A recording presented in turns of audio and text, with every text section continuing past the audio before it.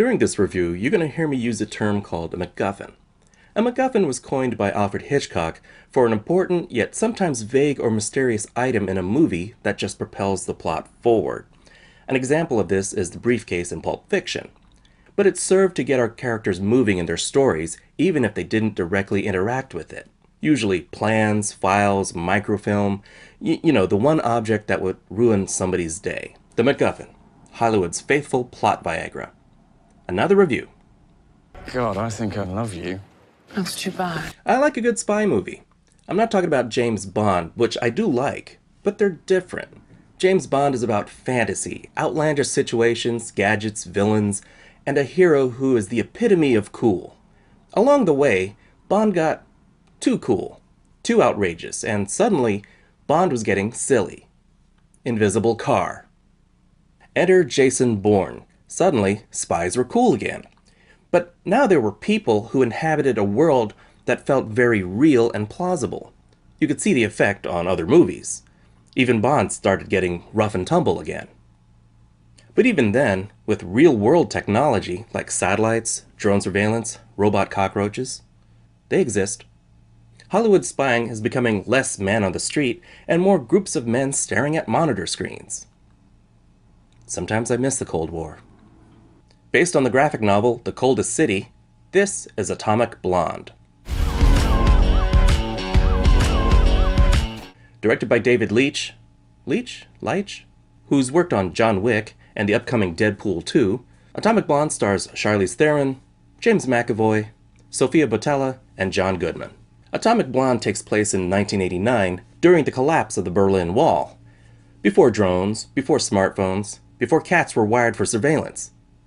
I'm onto you, comrade.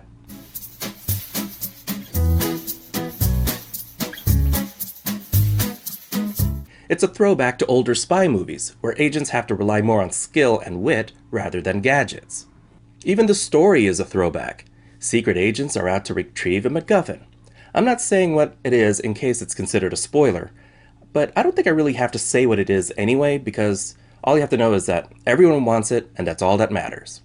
So MI6 agent Lorraine Broughton, played by Charlize Theron, is sent in to retrieve it.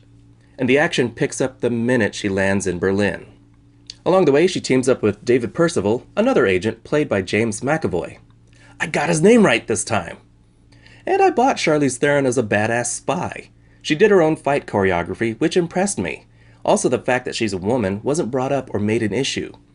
But it's refreshing to have a tough, capable female character where nobody calls her skills into question and she's treated like any other spy. That said, there are a few scenes of her naked. Under that tough, hard-drinking exterior is a woman. She's tough, strong, pretty dangerous, but she's not invulnerable. She gets hurt. She's not instantly better the next day. And Stoli on the Rocks is going to be this decade's martini shaken not stirred. James McAvoy is Percival, another agent with his own way of doing things. He's complicated, and it's hard to tell whose side he's on most of the time. He kept me guessing. In fact, I wondered that of everyone at some point. There's a lot of mystery. Where is the MacGuffin? Why does that woman keep taking her picture? Who's the traitor? And of course, yes, there is a traitor among them. Theron also makes contact with a sultry French agent played by Sofia Boutella. This is a period piece, and the music reflects that. I grew up in the 80s, and this movie has a great 80s soundtrack. Maybe I'm being sentimental, but it really added to the atmosphere. But where John Wick made gunfights into a ballet, Atomic Blonde does that with hand-to-hand combat. The camera's at a medium shot most of the time, and the takes are long. You could see the choreography. The fights can sometimes be tough to watch because they're so raw and realistic. Every fight feels like a fight to the death. The stakes feel higher. I feel like Theron really is fighting for her life. I know I've been talking about the fights a lot, but they just got me so pumped. But there's more to this movie, I promise. Charlize Theron can play tough characters. All hail Furiosa. But she's not cartoony tough. Feminine without being a sex object. She's an engaging character. And McAvoy is always a pleasure to watch. The story, as a throwback, is not terribly original, but the style and performances elevates this movie above cliché. The locations have a gritty, desaturated look that really makes the blood splashes pop. The plot moves along, but there are a couple of scenes that I felt like the filmmakers just wanted to have an action beat. I'm not complaining because the action here is top-notch. There were times where I forgot about the MacGuffin they were pursuing. Oh yeah, that thing. This particular MacGuffin itself had been done in other movies, and it's not particularly interesting, but it did its job and kept the story moving. The story has a lot of twists and turns that surprised me, especially towards the end. It builds tension and mystery without dragging things out. I'm giving Atomic Blonde a 4 out of 5. It's a fun, exciting, brutal throwback to Cold War spy thrillers, updated with today's edge and style. It opens July 28th. Check it out. If you like this video, give a thumbs up and subscribe. I'm trying to reach 5,000 subscribers. I have a way to go. So what's your favorite movie MacGuffin? Leave a comment below. This is theNewBee, and as always, thanks for watching.